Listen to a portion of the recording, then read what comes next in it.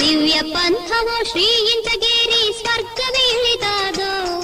ಶ್ರೀ ಕ್ಷೇತ್ರ ಇಂಚಗೇರಿ ಮಠದಲ್ಲಿ ಶ್ರೀ ಸಮರ್ಥ ಸದ್ಗುರು ಮಾಧವಾನಂದ ಪ್ರಭುಗಳ ದೇವಸ್ಥಾನ ಲೋಕಾರ್ಪಣೆ ಮತ್ತು ಕಳಸಾರೋಹಣ ಹಾಗೂ 44ನೇಯ ಪುಣ್ಯತಿಥಿ ಸಪ್ತಾಹ.